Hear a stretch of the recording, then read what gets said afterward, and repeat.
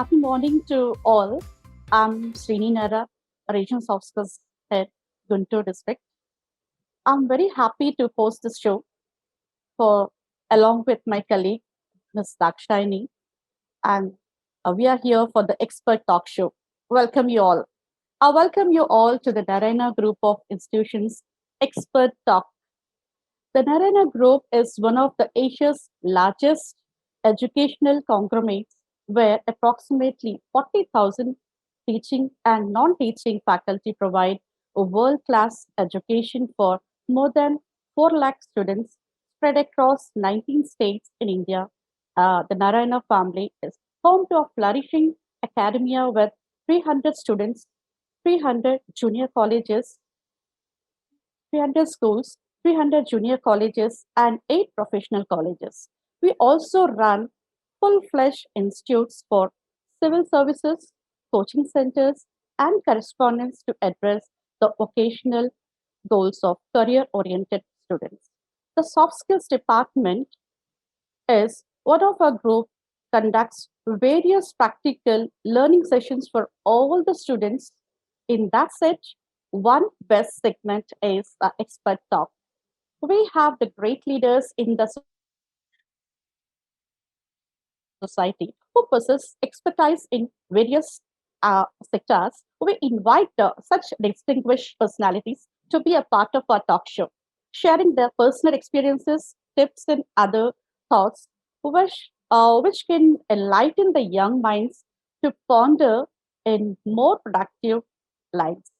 So, before we begin our interaction with our guest today, I would like to quote a statement which our guest believes in, that is, beauty is in the mind of the beholder.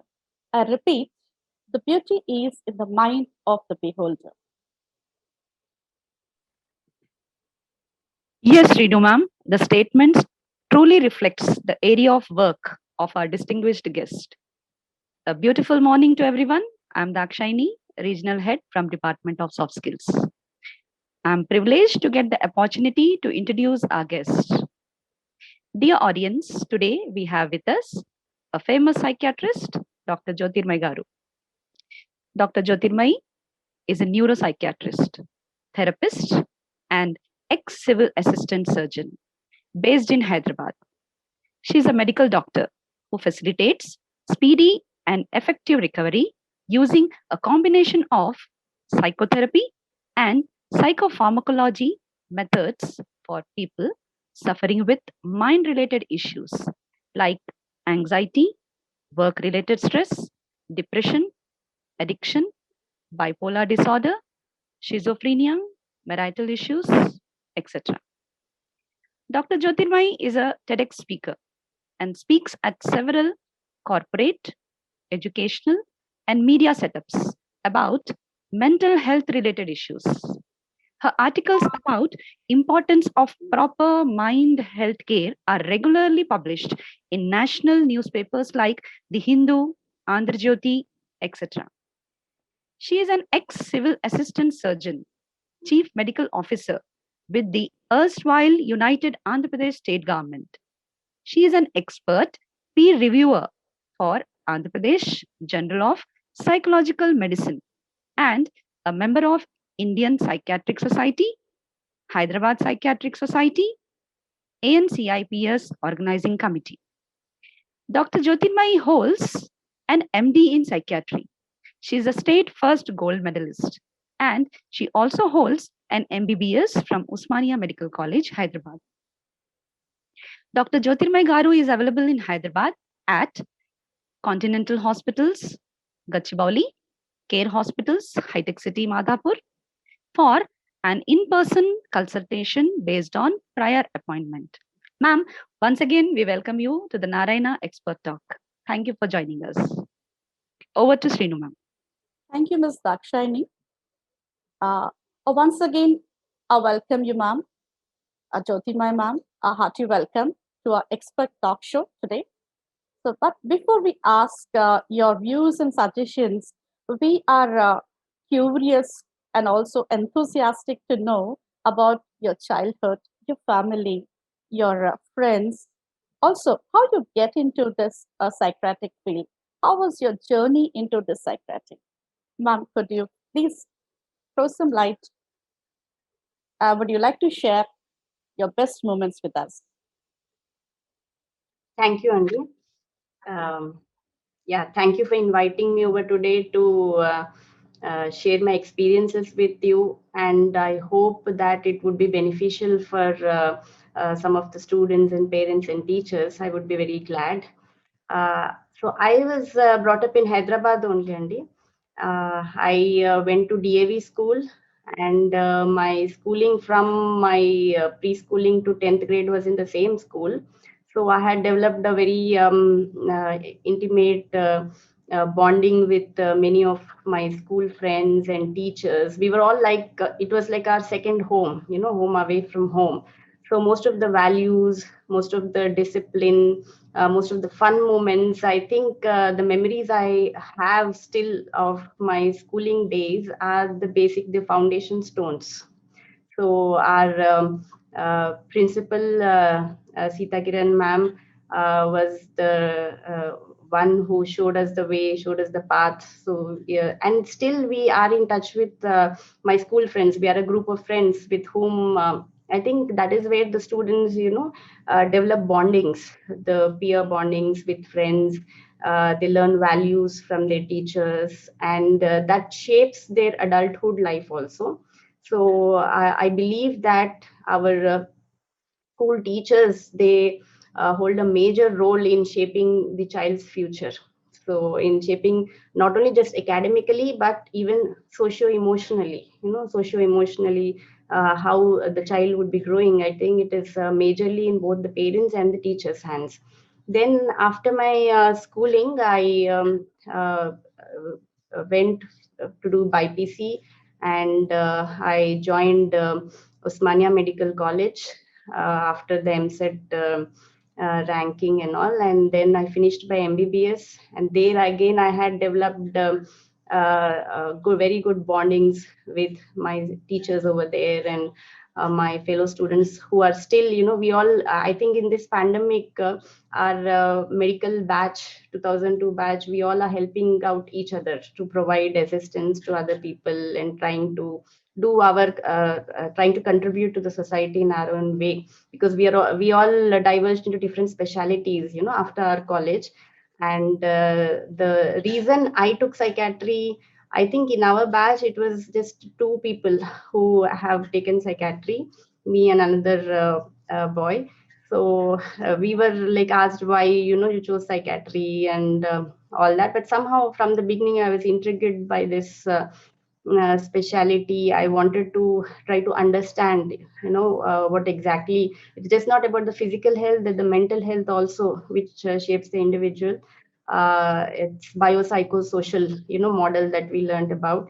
So then I got into doing MD psychiatry in Usmania Medical College itself, Institute of Mental Health, Eragedda. So there we had exposure to various uh, uh, strata of society, all the socioeconomic background people we had seen with various mental health disorders. It was quite sometimes painful to see individuals left on the roads, suffering from serious mental health disorders, a lot of medical legal issues associated with that. So it was a very good learning process. And then after that, I got married. After my MBBS itself, and I have two beautiful kids, one 9-year-old daughter and 2.5-year-old son. And my husband, he owns a software company, and my parents, they help me out on an everyday basis, taking care of the kids. And my in-laws are also a good support to me. So that way, I think we are all trying to help each other and move ahead. And uh, so I would be glad to share my views about the current situation. Thank you so much. Thank you so much, ma'am. Thank you. We are so overwhelmed to just hear from you your cherished childhood moments and all about the care that you have shown, the concerns that you have shown towards the people, and the social life that you have led, and being very sociable with others, being having a very good bondage with the others. Thank you so much, ma'am. Thank you so much. Since March 2020, ma'am, to till date, even like today, we've been witnessing a greater change in our lives, and also the students. They got started learning virtually, and also they are confined to the four walls. Could you please throw some light on like saying that no physical classes or for physical school, but virtual learning, the impact on a child's mind, like expert point of view, what do you say, ma'am? How it could impact a child's mind? Definitely, Andy. It's a very challenging situation currently, what we are facing. This is something that we all have not planned. None of us have even anticipated such a big catastrophic situation that we would be in. It's not just a few days to weeks, but it has been almost like more than a year. So this actually showed an impact on everyone, the adults, children, and all sectors of the society. And kids definitely had to face the brunt of this. Coming to before starting with the virtual online classes and all, I would want to appreciate, show my sincere appreciation to all your teachers, all the students, and all the parents who have actually put their complete effort in trying to make things better for the child. I think teachers are doing a very, very good job here. Uh, the thing is, uh, this particular situation definitely is not under our control. People are trying to modify the situation, regulate, and get things back to normal. But there is something that a child has been missing on in the last 1 year. Let us see. For example, let us try to understand what the child is actually missing. When the child is going for physical classes, the child gets up in the morning, so there is a proper timing which is maintained because the school bus comes or the parent drops the child. So there is a routine which the child is used to, the routine of waking up, having milk, brushing the teeth, packing their bags. So much of executive functioning is there. Here the child has to also mentally get prepared for all this, wearing the school uniform, putting on the school shoes, and then the school bus is there, so they have to reach down and go and catch the bus and go about. In the bus they share so many memories with the friends. Then after going to the school, they sit with their friends in the same bench. The human touch is there, the feel is there. And then a little bit of gossiping will be there, the naughtiness of the child when the teacher is teaching and they want to just talk something, and in between the breaks, going to the washrooms or eating together. So all this is the child's life, the school life. Then coming back home, get tired, and home is the place for them. Okay, let them relax, for some time. Mom is giving you good food, and then do homework. Again, get back to your extracurricular activities. This is how the set schedule was earlier. But now everything, because of confinement to home, definitely children are missing out on all these aspects. So we'll first have to try to understand what is that they are missing, so that we can try to compensate it as much as possible in the virtual online classes. So this is the age wherein till I think 8th or ninth grade, the kid is going through a struggle, what we call as a psychosocial development stage of Erikson. He has given that the kid goes to the stages of industry versus inferiority. Okay, that is, industry is hard work. So the child wants to do more hard work and wants to get more praise. At the same time, if he is not getting, the child develops an inferiority complex. So during this, the student schooling stage, the child is going through these two phases only, industry versus inferiority. So this is where we can try to understand the child. In the online virtual classes, though the human touch and all is missing, I think the ratio of teacher to student, if it can be little bit of reduced, like see, one teacher taking care of maybe 40 students would be quite difficult than one teacher taking care of 20 students. So maybe the schools and colleges can sit down to try to regulate the ratio of student per teacher, so that the attention given to each student is better. and the students also don't feel lost in the virtual world, like so many people, so many students are allowed. So I think that thing we can focus a little bit. And here, because the physical activity is little bit missing, so in the virtual online classes, we have seen that some of the online classes, they are focusing also on that.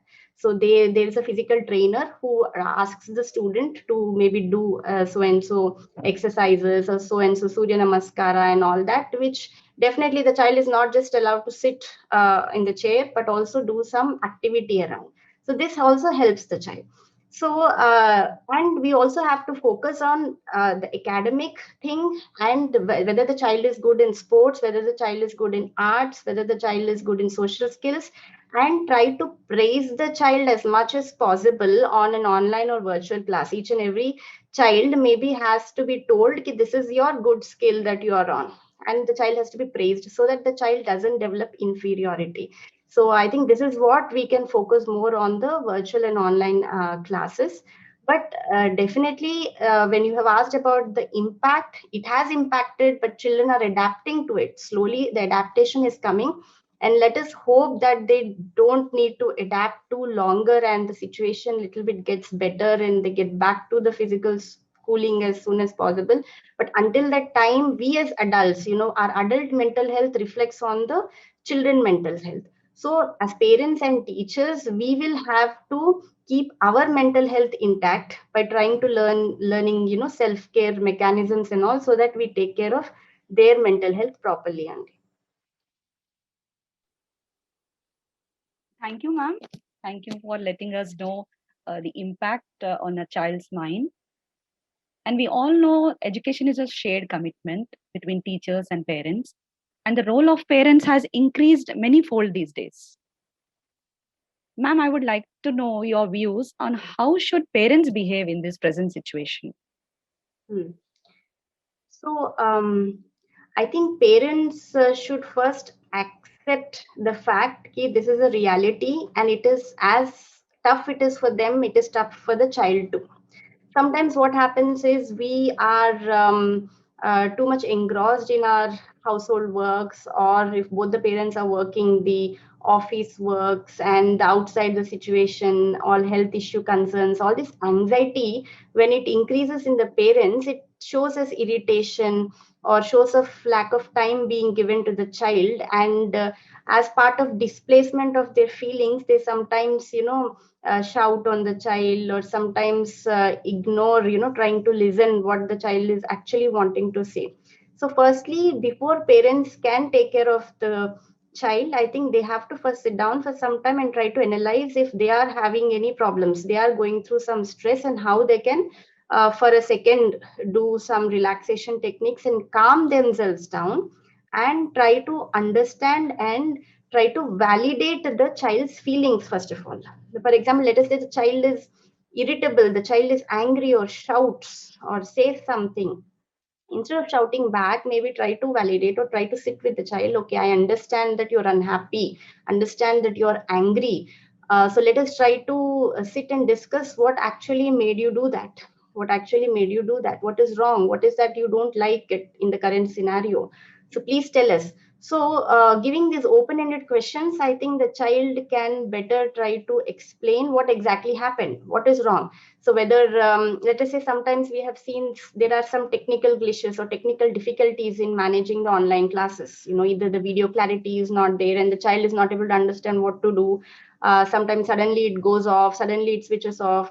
So, audio problems will be there. So, the child is also confused. What is this? There are so many pictures coming along, everyone is talking, or what to do, when to unmute. So these are the technical problems also the students are facing these days with regard to online classes. So I think we have to guide them on those problems also, how to handle those problems first, so that is it that causing irritation in them. That is first thing. And then sitting and communicating with them, is there anything else they don't like or they're having difficulty? So first we have to try to understand their problems. For that we need to give them some time. So definitely time is something that we are all rushing, we are all running around. So maybe just giving a little bit of a time and trying to sit with them and trying to listen to them, I think that is the need of the hour. Very simple thing, but if we reflect and see, most of the times we might not do it. So we might be spending that extra time sending WhatsApp forwards and all. If we see, we do have time in our hands, but maybe we are not utilizing that time properly. So what the child mostly needs is the time, a listening ear, and that is what is the need of the hour. Thank you. Thank you so much, ma'am, for the valuable points that could help every parent in this pandemic situation. Now, ma'am, nowadays we could notice in children that change of behavior, as you said just now, emotionally imbalanced, psychologically a kind of little depressed thing, and socially uncomfortable with others.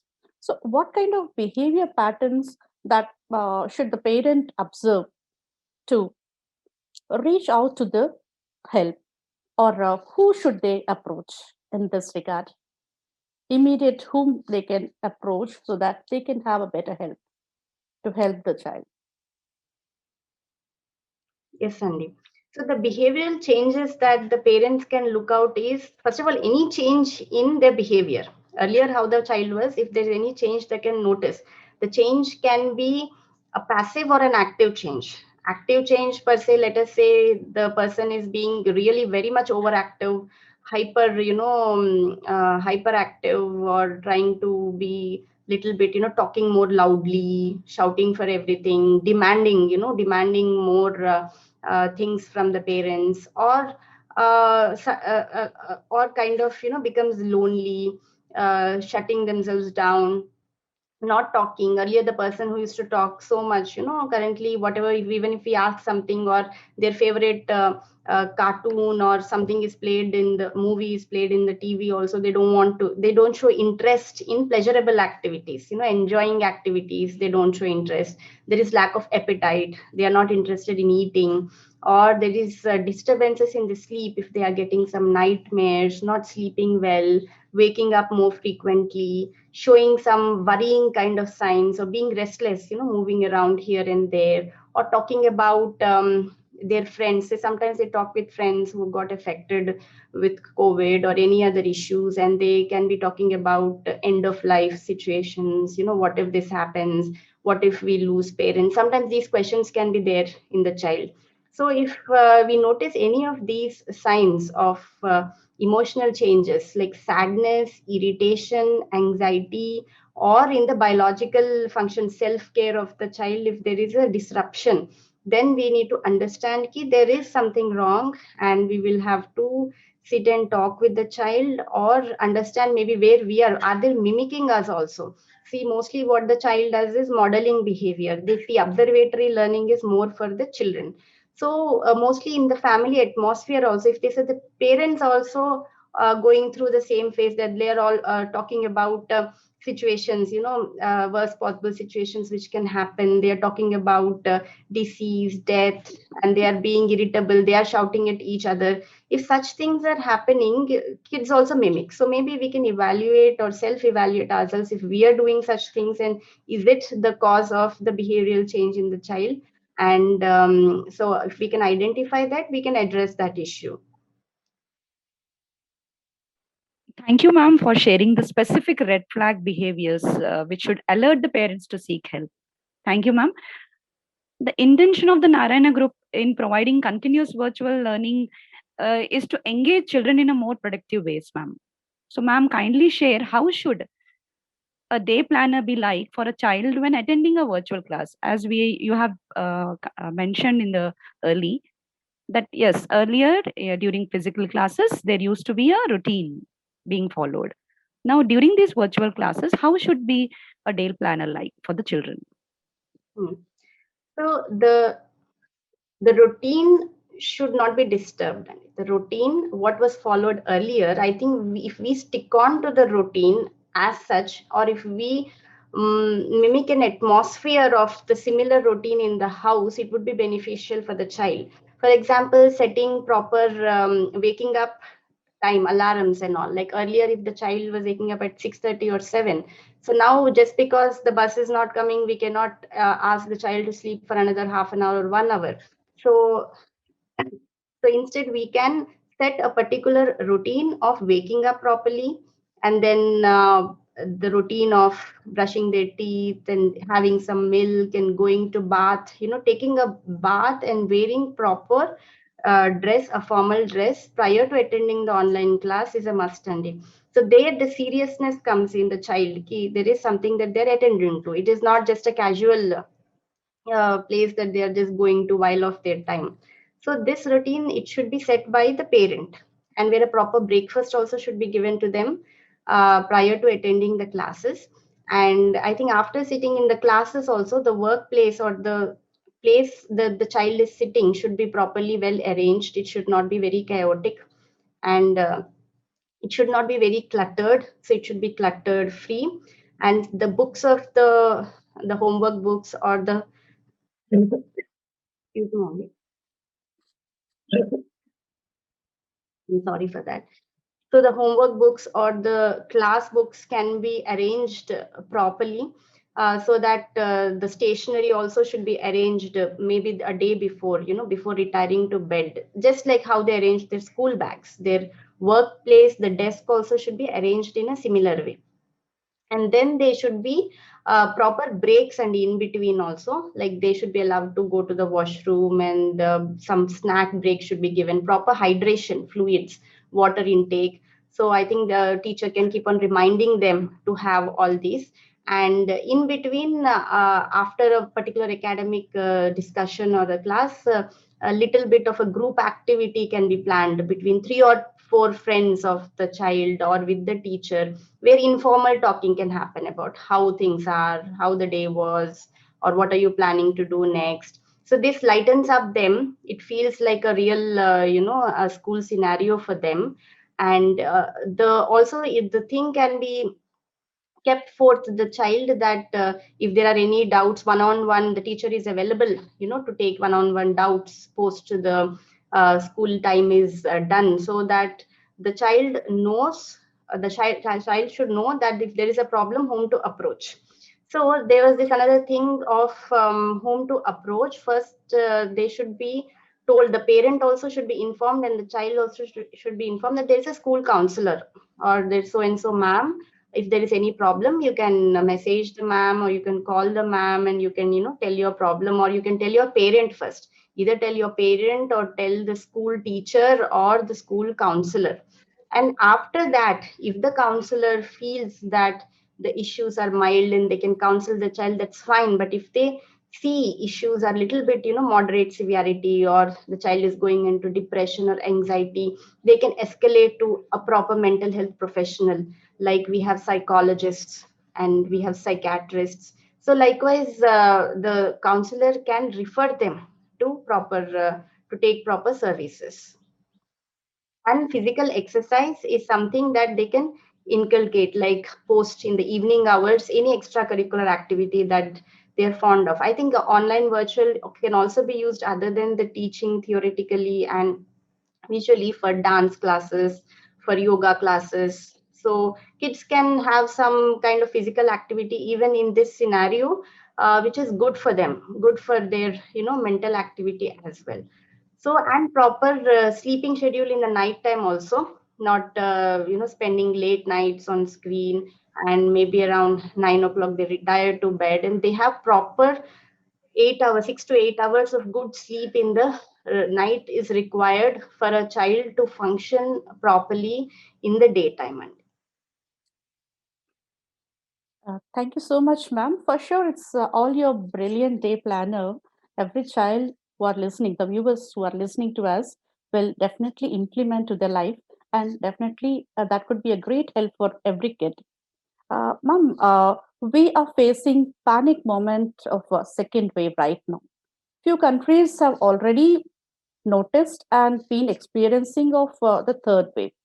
So, how can we prepare our child to get prepared for this third wave, or what kind of discussion we can make to make them much clear about the situation, have a control, how they can care themselves? That's a very valid question, Andy, considering the current scenario. And if the first information that the child gets in from the parent, it is more so good because they would be getting genuine information. And what kind of information we can share with the student depends upon the age. So, age appropriately, we can try to tell them. If they are too young and all, we can tell them that there is something, there is a small organism or a disease going around, but we can try to curtail it by washing. We have to teach them about washing hands, wearing mask while going outside, maintaining social distance. And little bit, if the child is elder, maybe we can try to make them understand about first the positive statistics, how many people are recovering and how everyone is using measures to try to get it down. So trying to give them more information about the positive things which are happening first, and how the government and how the hospitals are trying to control it, and how the possibility of the third wave, if we are not following proper measures, there might be a third wave. So trying to give them more control, like giving them measures how to control them, and trying to also openly telling them that they are approachable for any kind of doubts or questions if they are having. Please ask us, and if we don't know, if we as parents are ignorant, we'll be asking someone and trying to tell you. But opening up that communication channel is always important. There is nothing wrong in discussing briefly about the current issue, pandemic, what is happening, age appropriately, so that they get proper information and they also follow proper measures. Thank you, ma'am. Thank you for giving those valuable tips for facing this upcoming situation.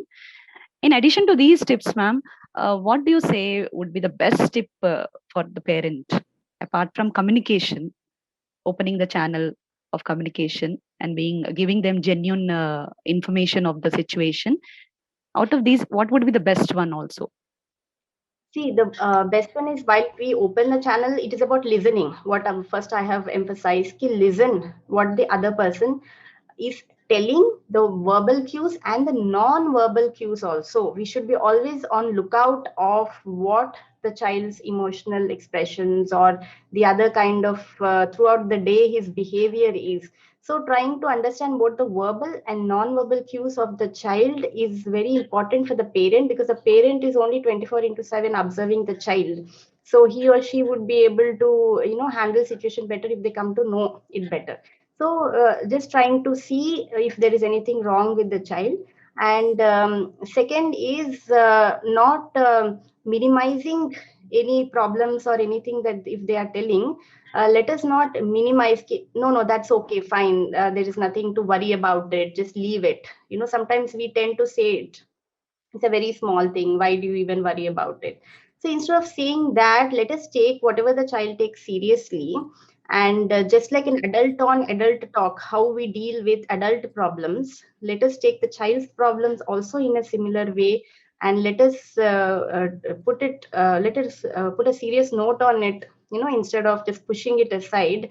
Because sometimes the child always give very, very sensitive minor hints to the parents. So that is enough. If we catch it in the initial phase, we'll be able to help the child much better. So I think not minimizing their problems, listening to them as much as possible, that is the best thing that we can do.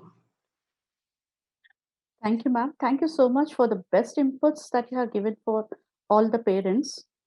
This could help the parents, ma'am. Uh, Children are suffering from leisure time. I'm not saying that it's a suffering. They are enjoying this leisure time, I can say. But instead, making use of that leisure time in the best way, upskilling themselves, they are spending the valuable time for unnecessary things, like using Android phones more, keeping aside their brothers and sisters, or getting prone to the video games, getting more addicted. So children are addicting to the online games. And how to handle this situation, ma'am? How to have a control over this situation? How we can counsel them? What is the right way? Can we help them out in certain situations? Can we make them avoid this mobile phones? And can we stop this addiction to a certain levels? Yes, Sandy. So, before going on how we can try to reduce these addictions and all, let us try to understand what actually caused it. So I think in the current scenario, everyone is going on little bit flexible on the screen time, which is like inevitable because parents have to work, they have to manage their work schedules. There are no daycares, or there are no schools for the kids, to go out and play, no friends to play. So there is some kind of flexibility which has been set in, and the screen time has definitely a little bit increased. So the time which is taken to get addicted to this online games, the time to come out also, that we have to give it some time only. But first of all, and try to understand what is the difference between just playing the game and maybe getting addicted to the game. So getting addicted means the whole throughout the day, the child would be thinking only about it. The child would not be concentrating even while eating, even while doing any other activity. The focus will be on that, and when that is removed, there are very disruptive behaviors like shouting, crying, and not doing any other activity, and not concentrating on any other activity like academically, not doing homeworks, not socializing or talking with any of the friends, and not sleeping properly. So all these are some indicators to understand that slowly the person is going into addictive. So initially it started with just playing, and slowly it is giving a pleasure to the brain of the child when they're playing the game and they get a reward and all that. So they start getting addicted to it, just like as adults we get addicted to certain serials or movies, Netflix movies and all that. So when we try to understand the cause, what actually caused it, is it because we wanted some time, so we just gave the phone to them and they started doing this. So where was the fault initially? So before blaming the child, whether I had given it because maybe I couldn't give time to the child. So maybe first trying to accept that particular thing, and then sitting with the child and maybe trying to set some time limits. So see, before snatching away the phone or before snatching away the online games, we need to alternate and replace it with something productive also to the child. We cannot just take it away and just to say that don't play games, and you go off doing our own works. So when we take away something from the child, we need to replace that. We need to give some other pleasure causing thing for the child, some other thing. We need to engage the child, because the child has a lot of boredom currently set in because of not being able to go out and all that. So try to first of all list down one, two, three, four the activities that the child would be interested in. It could be playing a keyboard, it could be a chess game, it could be drawing or painting, it could be making something out of a play-doh, some clay activities. So what all your child likes, maybe, or a stitching thing, or a cooking if they like. So you can just list down some items, and then you can tell the child, "Ki this is what activity so and so time that let us do. Let us start doing it together, or I'll get you the kit. You start this stitching activity or start this cooking thing. Maybe you can start learning some baking, baking cakes and all." They would love it, once. So once you replace the phone, or once you set a time limit, like only half an hour, or this time you play the online game, rest of the time they don't know what to do because they have got addicted to it. So they are not able to understand what else. So we need to give solutions to their problems, try to show them the way, and slowly try to get off. And still, if there is a lot of resistance and a lot of difficulty, then professional help, there's nothing wrong to take professional help.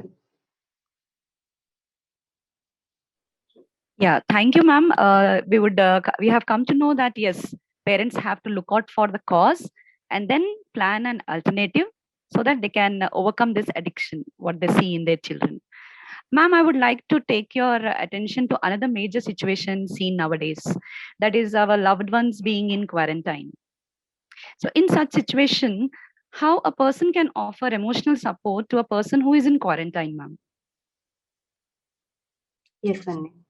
See, it's I think it's an age-old thing that we human beings are social human beings, social beings. So we like this thing that when someone asks, someone smiles at us, someone asks us how you are, or someone gives us a gift. It's a very feel-good thing. So when people now who are under quarantine, they might be feeling isolated. And I think initially there was, and sometimes stigmatized also, thinking that people might look them in a different way. They cannot go near anyone, they have to isolate themselves. So it is a very lot of negative emotions are involved in this. So because of technological connectivity these days with phones and video calls and all that, I think daily once we can message them or call them and try to tell them, okay, everything is going to be good. So we might not be able to do magic or wonders for them, but then a word that we are there to help. If any help is required, please tell us, do you require medications, do you require some food, do you want to take care of some other thing outside. So I think that is what we will have to see. And in teachers also, I think if any students are affected, they can have a one-on-one separate conversation with them, and trying to academically, if there is a backlog, they can try to help with them. The other students can share some notes with them. And I think if teachers are affected also, the other the school management or the students, they can give a notes, greeting cards and all, they can send to their person. So I think it is just about the intention to let the other person know. If that is clearly communicated with any means, ki, please get well soon, I'm there for you, we are there for you, any problem we will try to handle. So that itself will be a lot of mental support for them, and a lot of mental support. Thank you, ma'am. All the supporting words that we can give it to the others that can create magic in the other's life and make them happy and get well soon. Thank you, ma'am, for that beautiful words that you have given to us. Ma'am, I'm so happy to share that with with you that even in this gloomy pandemic situations, our Narayana students, they have achieved and proved themselves in a success with great success in various capacities. If you talk about the JE results, whether JE Advanced or JE Mains, or with the great projects of NASA and others, they are successful in all attempts, ma'am. And this is something credit goes to the Narayana system for giving that best programs to them. And also, it's the great efforts of all the children. Definitely, that credit we have to celebrate. But there are other children also, ma'am, with us. So I need a great support for other students.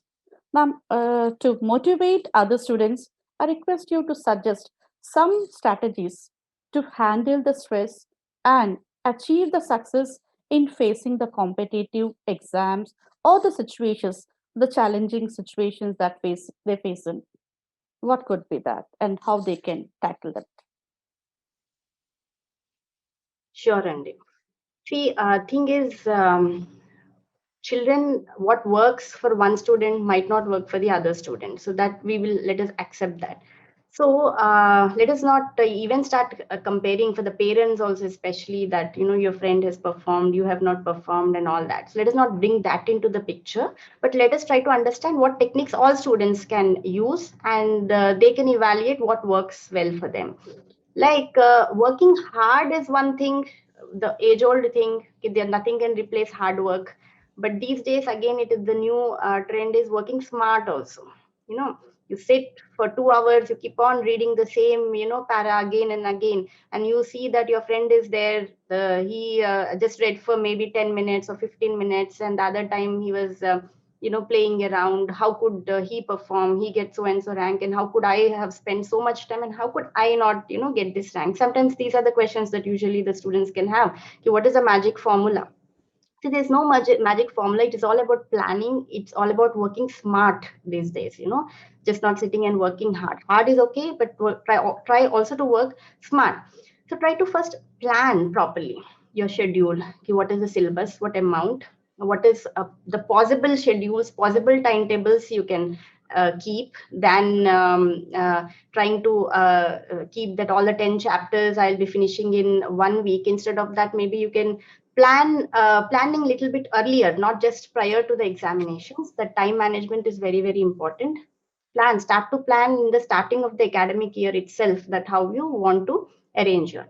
And for some, what we call as the Pavlov technique, that is nothing but classic conditioning, wherein for some students, sitting at one place, studying again and again at that one place works well. So always create a place in your home, or if it is in your college, a particular space for yourself where you want to keep it as your study place and you want to keep on studying. Because in that same place, if you study the chapter, again after 1 week, you read the chapter, the recalling and the registration, gets better. For some students, it works well. And secondly, for some, the visual memories, it works well. It's not just, theoretically just reading the book, but pick out a marker and, mark the most important things and stick-ons. This actually worked out for me well during my preparation of competitive exams. I used to have stick-ons with the formula, or with the basic things I used to write down and just stick it out here and there, wherever in the house you can just stick on.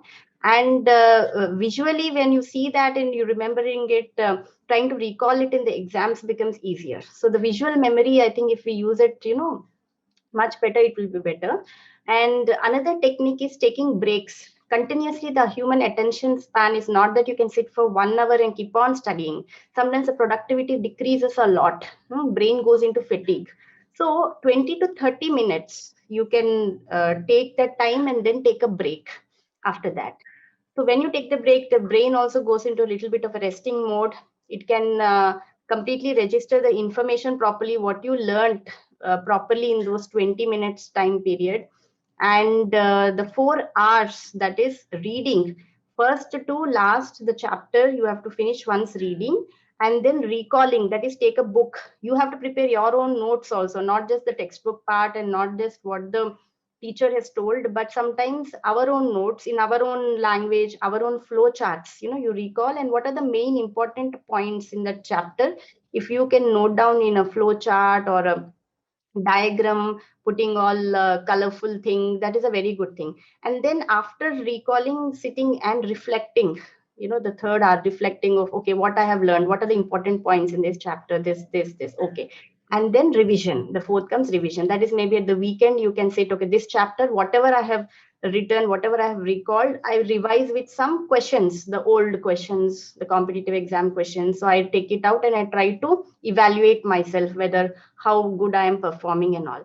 And sometimes when mock exams and all in the colleges happen, and if you're not performing well, doesn't mean that you have failed. You're learning each and every step, you're learning. Sometimes what happens is they get very disheartened. I have not got the proper marks and all that. But we need to evaluate maybe why, where, which are the topics that I have not gotten marks, and maybe I'll focus more on that. And always a plan A, plan B should be there. What if, okay, this is this is a competitive examination, you aim for this, but don't get completely disheartened also, that if you have not got, you will have a better plan also. What is a plan B? It is not that there are no complete failures anywhere. No human being is a complete failure. So every human being has their own strengths, so we need to identify that strength. And I think each and every student, the teacher should take time to praise and encourage the child on that strength that the child has. Let us say if the child is of a helpful nature, even that should be emphasized, and keep on telling, okay, you're quite helpful, you have a lot of empathy, compassionate, behavior. That should be emphasized this, so that they feel good about it. So when the person is feeling good, only they can concentrate more on the studies. So I think these things also can be done. And like I said, writing is very important here. Writing your own notes. The writing always, the memory, the registration, the recall, and everything is strengthened by writing and by visual cues, visual memories, keeping there, and time management also. Practicing these mock questions in a particular time. A person will be able to do it. Sometimes they take more time, but in competitive exams, what is required is in that particular 2 hours or 3 hours, we need to finish it. So the speed and the time for that, only practice and more practice. And if you're not able to, somewhere the hurdles are there, emotionally you're getting too much stressed up, please talk to some person whom your guardian angel, who it can be your parent, it can be your teacher, fellow student. Please tell them that you're not able to do. These are the things that I'm completely feeling very, depressed about. So definitely a helping hand will come from some or the other way, but don't get disheartened. try to work smart as much as possible, get proper sleep also. And sometimes in the schools these days only, we are seeing that because of a lot of stress, they are getting addicted to substance abuse. They are trying to procure some kind of a drugs or alcohol elsewhere. We have seen, in our clinic also. Please don't resort to any substance abuse. That is not the solution to your problem. The solution is talking and trying to tell your problem to other people. Thank you, ma'am. Thank you for sharing those valuable studying tips. Certainly, I'm sure that our children will achieve success by following these tips. As they say, every beginning has an end, and we have reached the final end of our show with our concluding query, ma'am. What will be your message for today's generation? Like, why should they learn? What should they do? And how should they plan to lead a happy life? Yeah. See, what I believe is the need of the hour also is trying to show empathy. That is more important. And I think as parents, as adults, we need to try to show that to the child. When we are empathetic towards the child's needs and all, the child will also show the similar way. And they should be compassionate to other human beings. I think that emotional skill development is the need of the hour. That is more required. They should get connected to their nearmost relatives also, their grandparents, their uncles, aunts, at least on phone, how they are. So trying to establish as many connections as possible, as many social connections is important for the child to these days, for them to practically also, get a sense of growth and involvement in the society.